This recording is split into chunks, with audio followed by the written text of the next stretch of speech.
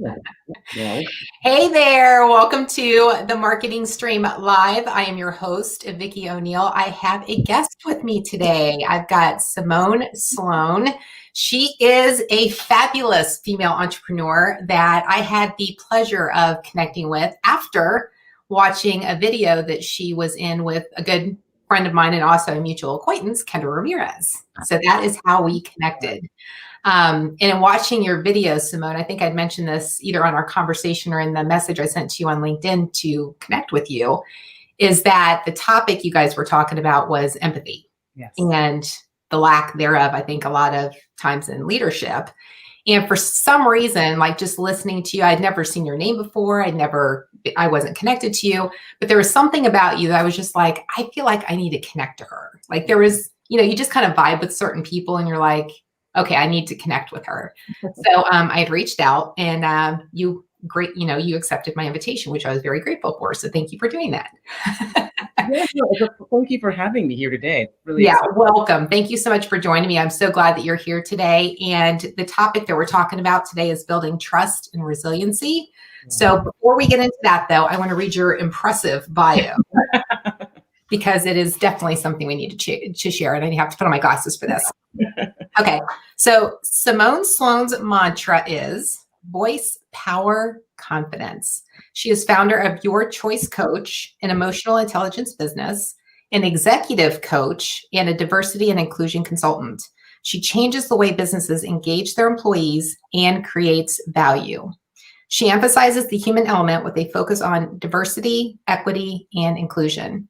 She is an active member of the Tri-State Diversity Council and an advocate for women professionals and entrepreneurs.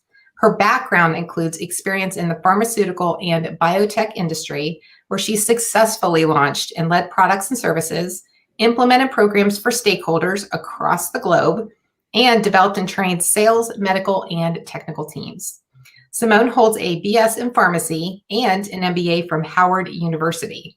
She is co-author of the book, Achieving Results, is Emotional Intelligence, EQI 2.0 certified, DISC certified, IDI certified, blockchain certified, and accredited via the International Coaching Federation. Wow. Impressive.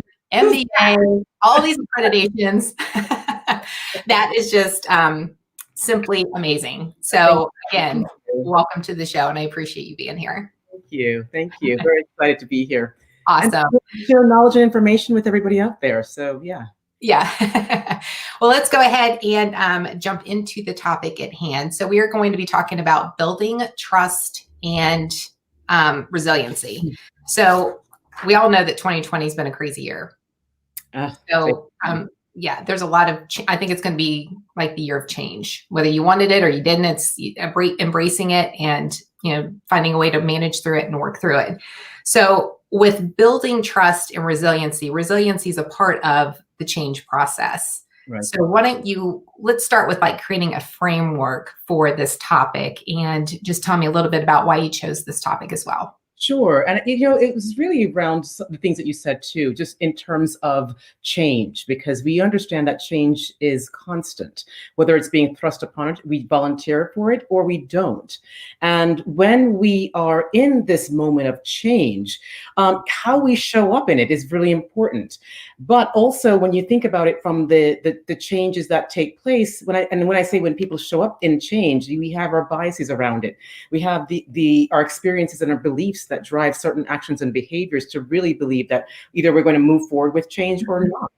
And so that's one of the reasons why I chose the trust piece, but also the resiliency piece, because what it is, it's really the ability to recover quickly, right, from difficulties or some adversity or some change. And if we don't trust, we don't really build the other muscle for resiliency. So they kind of go hand in hand, especially when you're talking about teams. Mm-hmm. Yeah, that's a great way of looking at it too.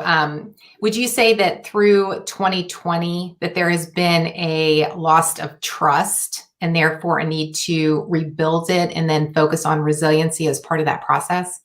Well, I think what we found in 2020 is a lot of breakdowns that existed in the systems that we did not really, we either chose to see or not to see, right?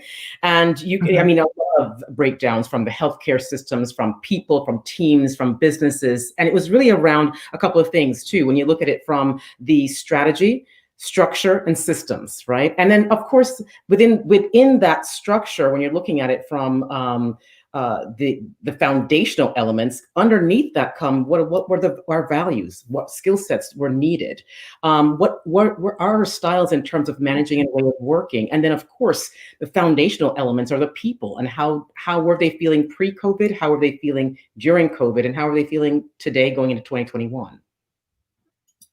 Yeah, that's great too. I think it's important to have a solid foundation too moving forward, and especially if they have been broken down throughout the year, in order to start processing and start rebuilding of, ourselves personally or professionally.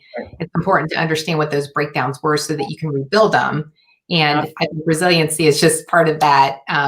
If you're still here and you've, been able to overcome some of those obstacles, then it shows a certain level of resiliency as well. Right. But within that trust too comes the spirit of taking that risk. And what does that really mean from the risk piece? And risk doesn't mean that you're just going to run into things and do things haphazardly, but more calculated risks that can be taken. But it's not something that you just automatically go, hey, I'm going to take some risks now, right?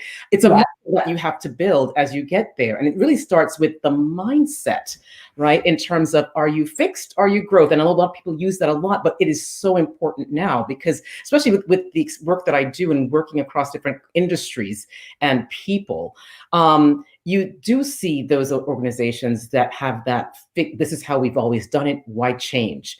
Not really listening to and so hierarchical where they're not really listening to the people at the bottom.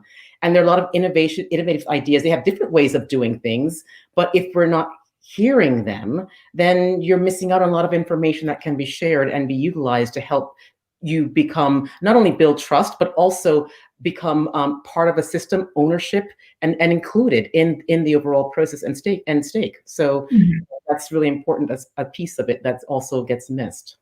Okay. Real quick, I'm going to say hi to Diana. Hey, Diana, thanks for being here. Hi, Diana. Nice to meet you. Great resume. Yeah, I agree. I was like, wow, I've got to read this. That's an honor.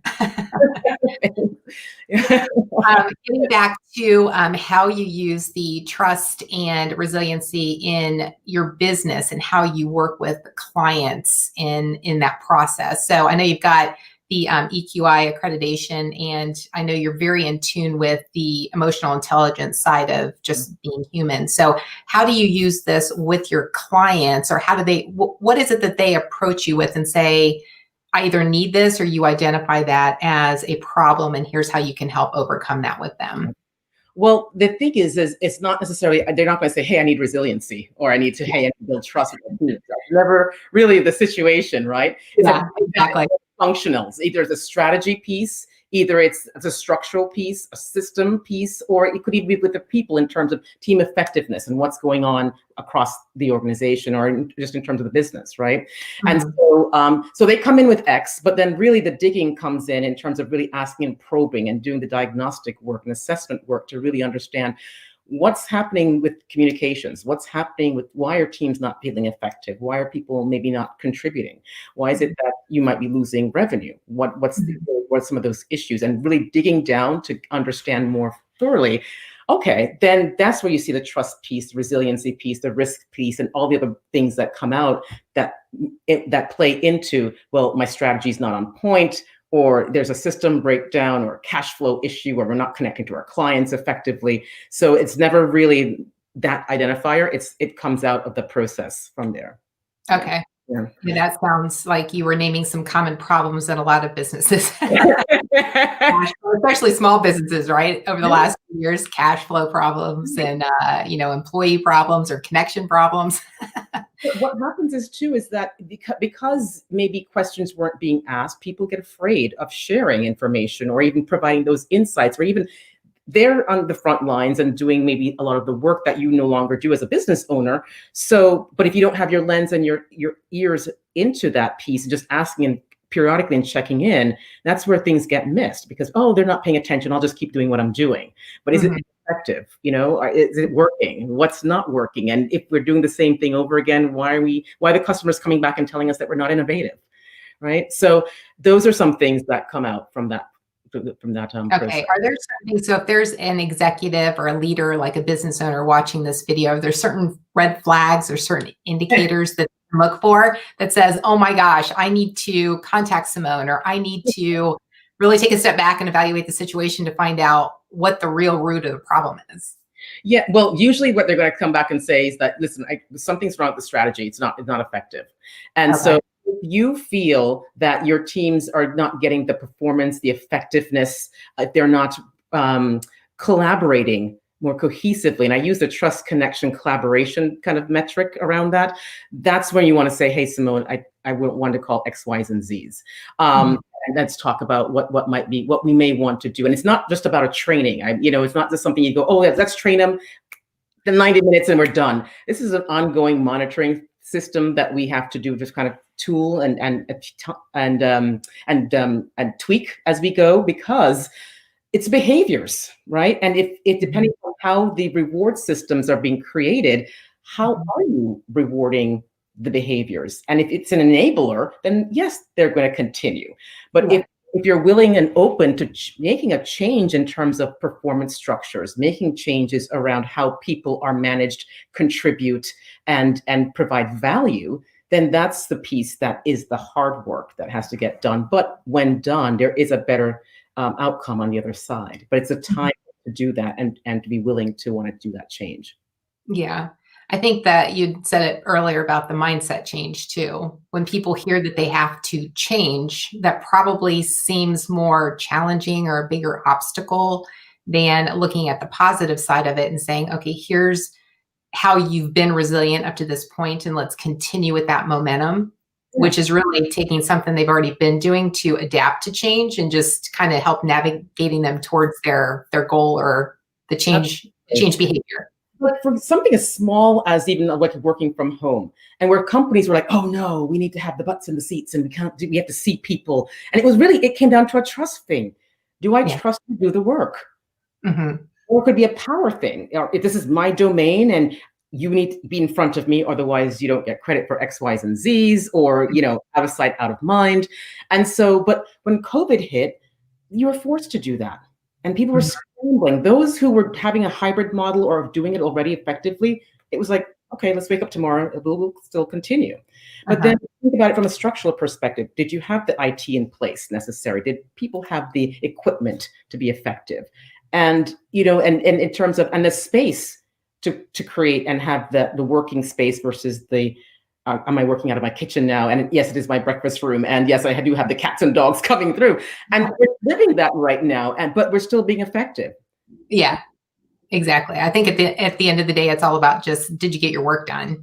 And was it done on time and the quality level that it would have been if you were in the office, or even better, right? Because you're at home. So you might be able to work better or more efficiently because you're working from home. So I think the thing is really to look at what type of resistance, if you were to look back here, what were the resistant pain points in creating this new way of working for yourself and for your companies? Because that's a learning moment for you. Yes, you've gotten there, but then there's going to be another change. Those behaviors are still going to show up again. Yeah. Right? Exactly. So now's the time to take that inventory and take a look at that in terms of, were we really being resilient, or is it more resistance and being forced? Yeah, I think that was once they did, everybody was in lockdown and had to work from home. At least most people had to make that transition.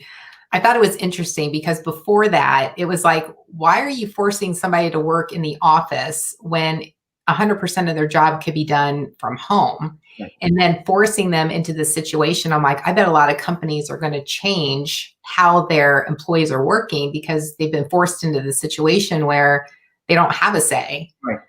And there were some complaints from leaders.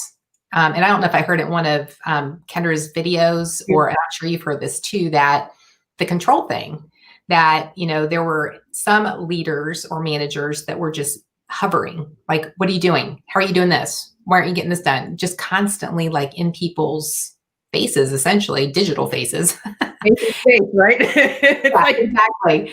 Yes. And it was making it worse. And, right.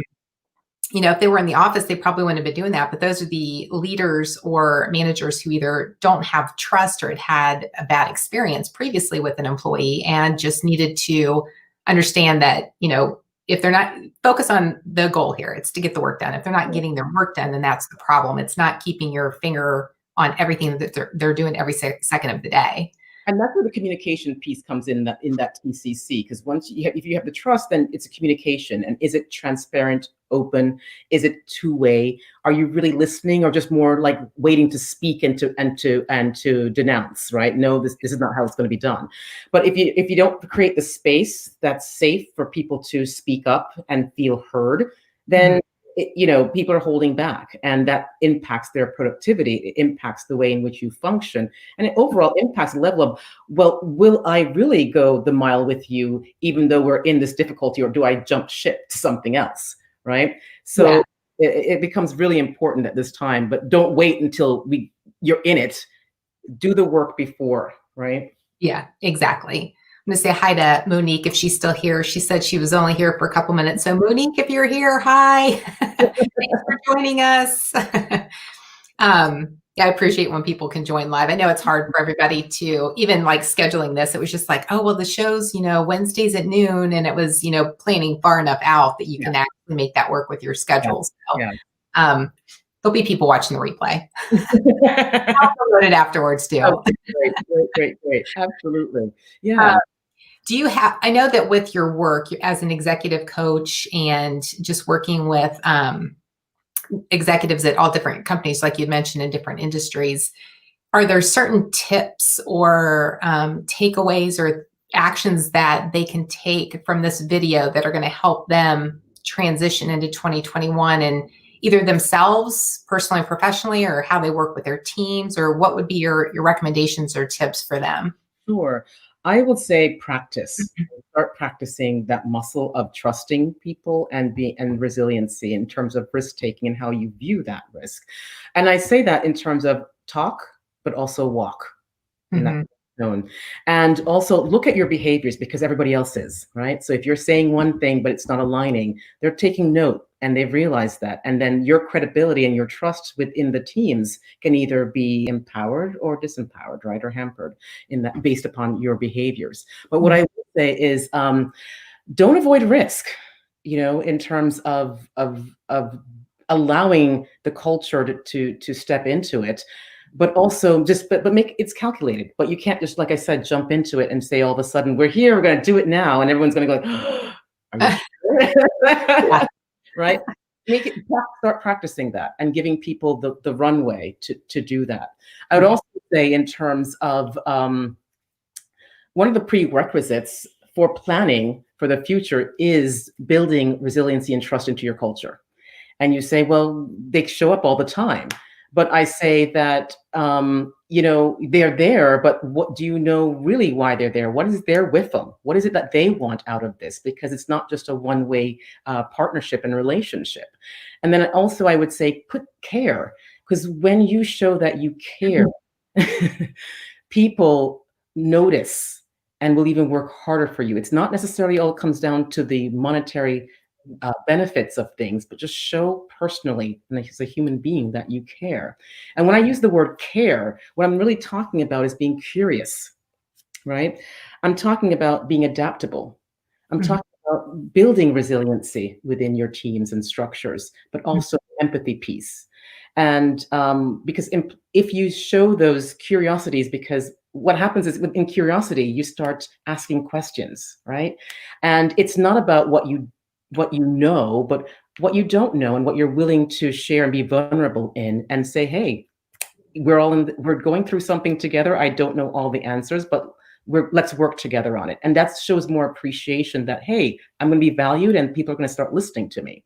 Mhm. Adaptability comes in because it's flexibility, right? It's not just one person carrying this big boulder on their back and they're going to be the savior of everybody else, but sharing that work and sharing those responsibilities and getting people in a development learning mode that allows them to stretch themselves. So that way, when time comes to be in an unknown situation, it's not something that's foreign to them. It's not just dipping your toe in the water and go, it's too cold, I think I'll stay back. But it's more, they're willing to lean into it more. When you talk about the empathy piece, and I talk about empathy a lot, and it's the understanding that mental shoes that you have to wear. And it's not that you have to think about saying the right things all the time, but just showing that and acknowledging that you understand. And not only saying that, but through your behaviors in terms of how whatever is talked about, discussed, and aligned upon, that it actually, you get the follow through. Yeah, and it sounds like you've touched on something that requires communication across the board, right? So I love the fact that you said to do it, not just talk about it. Show your actions, because what you do is going to be, it's more likely to be replicated by other people. Be a true leader and demonstrate what behaviors and activities you want your teams and others to actually mirror based on your behaviors. But I think a critical piece of that that's kind of underlying or hidden in that message is that communication is key, right? So setting the expectations and, talking with your team members, talking with your colleagues, and just making sure that everybody's on the same page with expectations and the plan for how they're going to get there. Absolutely. And even if you have to be the bearer of bad news, right? People hate delivering bad news, but guess what? The more open you are in delivering the bad news, you win hearts and minds, right?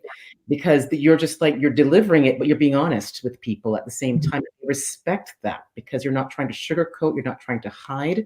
Mm-hmm. And feel that when you're like hiding something or not, are you really telling me the truth, or is it the full truth, or what else is not being said? Yeah. So even if you have to deliver the bad news, deliver it openly and genuinely and authentically. Yeah. And I think that goes back to your building trust too, that if you are delivering even the bad news, and it's apparent that you're giving the details that are appropriate for that conversation or that level of employee, that you're going to build trust. And that happens over time, like you had mentioned too. It's not something that's going to happen with one conversation or, one delivery of bad news. It's something that needs to be earned over time. Absolutely. And it's how, and as part of that building of trust too, it comes down to the consistency.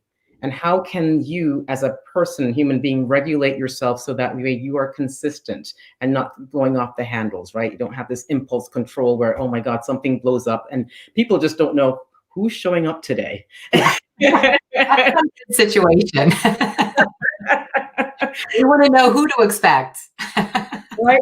Should we say this? Should we not say? And you have people being on guard and reserved and not really truly sharing what's happening, or just telling you what you want to hear because you know what?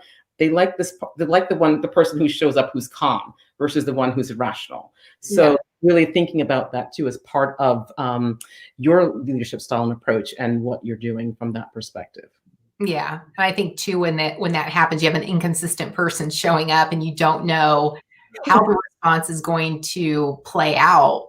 You feel like you're walking around on eggshells, and all of a sudden you're finding out that you're part of the problem instead of part of the solution. You're creating anxiety, and that's part of that actually breaks down trust. And it also keeps people from being resilient through more positive changes. You're almost distracting them from where their focus should be, which is on other things, not how you're going to respond to a certain situation. Absolutely. Absolutely. And I think that, and it becomes really important just in terms of how you're showing up from that perspective. But I think also, a lot of the things that being said, being in the COVID space, people have been communicating, which has been great.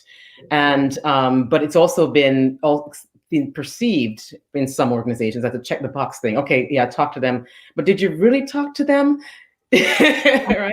Yeah, exactly.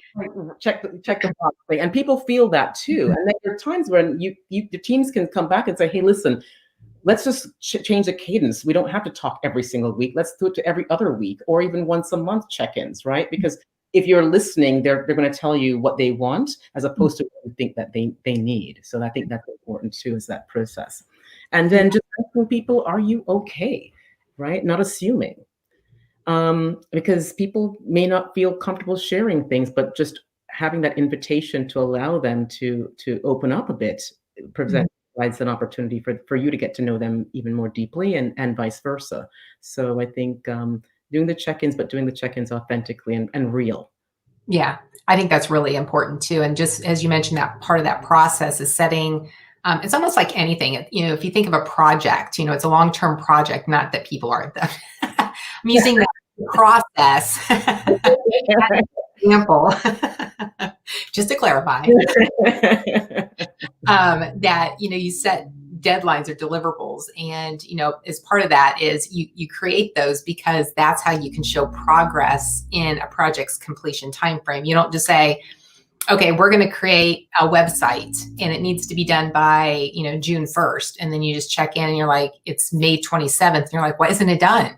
It's not going to happen. You're going to have milestones in between that are going to say, okay, here's what's going to happen. And then during those times, they're checkup meetings, right? And the same is true as with employees and team members, is to understand what the end goal is, or if it's just ongoing check-ins, what's the purpose, communicating the purpose, what they can expect at those check-ins.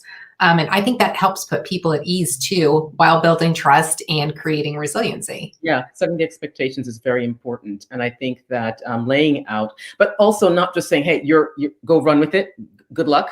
Yeah.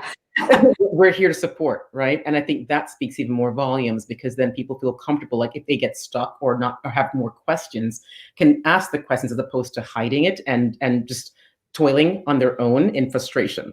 Yeah, exactly. What Diana said, so many great points. Yay, Diana. Communication is crucial. Yes, it is. Very much so. I know that you've got a podcast that I listened to. And I'm going to bring that up real quick. I've got the link to it. It's called Your Business Greatness. And the reason why I wanted to make sure that we brought this part of the conversation is not because it's a great podcast with a lot of valuable content that people can use in their everyday lives, but it's also part of this conversation too. And what we're talking about, building trust and resiliency, is something that obviously what you've been saying is it happens over time. And when you incorporate that into topics that you include in your podcast, then it becomes an ongoing resource that people can rely on because it's consistent and information that they can use. So why don't you tell me, first, why did you create your podcast, and then why this name? Sure. I created the podcast because, back in 2002, I started my first company, and it was Your Choice Tutor. And it was a time where I was actually working within the corporate world, but also being more entrepreneurial. And there's so many things to doing when you're trying to lay the foundation for starting your business. And I was struggling in terms of just trying to get it on the ground, getting it off, but resources were very limited in terms of what I could catch and have available and easily accessible. So I said, okay, you know what? Now that I'm in a position where I can create added value in education, wanted to create the podcast, Your Business Greatness. One, to educate the business populations at large, to bring other entrepreneurs and business professionals who are doing some amazing things within their space and sharing that and helping others just to give some innovative ideas and to be creative and to share what people are doing and their contributions. And then thirdly, too, it's another place where you can build community. Because what happens is that by all the different people that I've touched and reached out and shared what they've gained from it, it builds up and it just continues from that momentum. So those were some of the reasons why I chose to do it. And Your Business Greatness is really around getting to your greatness, however you define it. There is no limitations on this, no assumptions and judgments. But I know everybody has their greatness that they want to execute against. And so, but they may not have the tools ready and necessary to enable you to do it. So if you hear others who have done things that maybe something similar that you want to do or something challenging, just by hearing and listening to that, you say, hey, I can do that too. And so it gives you that momentum and gets you energized and propels you forward. So that's one of the reasons why I wanted to create the podcast. I love that. And I love the name too, because it's so on point with what you just said is Your Business Greatness. It's whatever's unique to you. And we all have that capability to be great. And just the title itself is encouraging. Yeah. Nice job with the title. So listen to the podcast. mentioned to you when we were like, behind the scenes backstage, and I had listened to a couple of the episodes, and they really are good. The conversation is great. Your guests great. Valuable content that you can take action on. So I highly recommend that you at least give it a shot. Go out there, listen to it, and I guarantee that you're going to want to be a weekly, an ongoing subscriber. So I've included the link here, but I've also included this link in the description as well. So if you want to just click on that in the description, then it'll take you right to it. Absolutely. We've got some great content from a lot of great entrepreneurs and business owners. So please go ahead and listen away and learn. Yes, exactly. And then are there certain guests that you're looking for that? So if someone's listening and they're like, hey, maybe I'll listen to it, and if it's a good fit, is there a certain persona or person that you want to be a guest, or is it anybody who has their own business? Yeah, I love attracting people who are doing unique things in their industries. For example, if you're executing against like some sort of change or bringing something that's disruptive to your industry, or if you just have a technique or approach that you want to share with the world. So please contact me too if you'd like to be on the podcast, because I think that, like I said, I love people from different walks of life, backgrounds who have something that they want to share out into the world and to bring value to others. So if you're motivated from that reason at all, please contact me. Yeah. And I included your website here. And again, that's in the description as well, that if they want to reach out to you, they can just go to simonesloan.com. Yes, thank you. Yeah. Awesome. What is one thing that your ideal customer doesn't know about you, but you wish they did? Okay, say the first thing again. One thing that your ideal customer doesn't know about you, but you wish they did.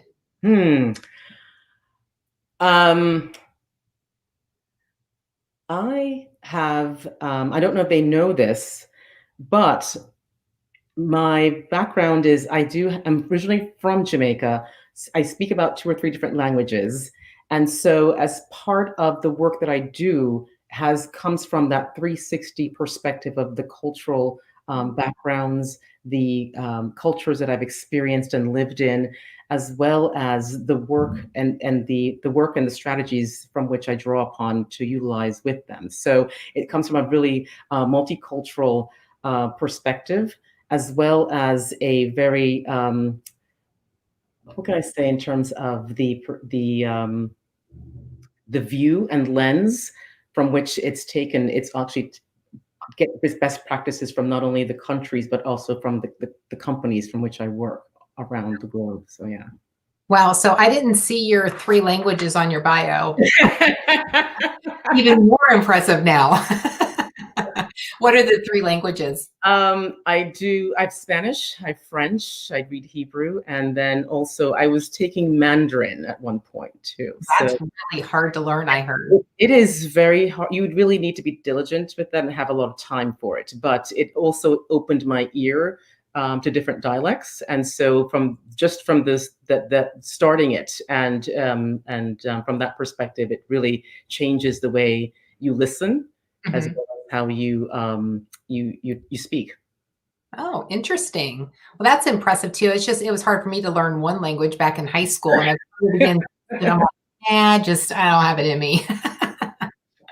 Yeah, those are great languages. I think Spanish is very quickly becoming the second language in this country and just across the world too. So it's a very important language to know. Yes, I love the Latin-based languages. So I'm not biased for anyone, any particular, but I love Latin-based languages. It makes it easier to learn the other ones, right? So if you have a basis for one, then it makes it a little bit easier. Yes. Yeah. It's actually, I find it much easier to learn than English, because English has a lot of different dynamics to it in terms of learning versus a pattern that you can actually utilize across the languages. So yeah. Yeah, exactly. Is there anything else that you want to share on this topic about what's going on in your business? Do you have anything in particular that you're trying to accomplish between now and the end of the year, the beginning of the year, that you want people to know about? We talked about. I would say in terms of building your resiliency, take the time to relax, detox, and unplug. And I know I've spoken to a lot of different business owners, and they're trying to crunch it to the end, and I totally understand that. but take the time to rejuve. So that way, 2021, you come in clear, you come in more resilient, you come in more strength and energized, and give your people the time to have that space too. That's extremely important, to take breaks, and especially during the holidays when you have family, or just the time. It's the time everybody else is taking some downtime, so you might as well and be better refreshed and prepared for 2021, because we know it's going to be a better year. Okay, I have on here, I have all of your social profiles in the description, but is there an ideal place that you want them to connect with you? Is it on LinkedIn, or just connect? Connect with me on LinkedIn. Absolutely. Please connect with me on LinkedIn. Let me know you saw me on the show, and definitely we can do the connections there. As you know, I love connecting, and that's one of my purpose in life, is connections. So please do. And so LinkedIn is the best place. Awesome. Okay, great. And then Diana said she's going to listen to it, and she just subscribed to it. Thank you. For doing that. I look forward to hearing what she says. She's a very phenomenal, video, or I should say online course creator coach. Oh, nice. So she's very detailed. She does a lot of videos on how-tos with different online tools that are good for creating online courses. So that'll be a great resource for her too. Absolutely. So awesome. Well, Simone, thank you so much for being here today. I greatly appreciate you. I appreciate everything that you do in the world. I think you're doing phenomenal things, and I really appreciate you being here. So thank you very much. Thank you so much for having me. Awesome. Well, enjoy the day. And everybody who joined live, thank you so much for being here. And if you're watching the replay, please let us know in the comments your favorite part of this. And also don't forget to reach out and connect with Simone. Until next time, make today great.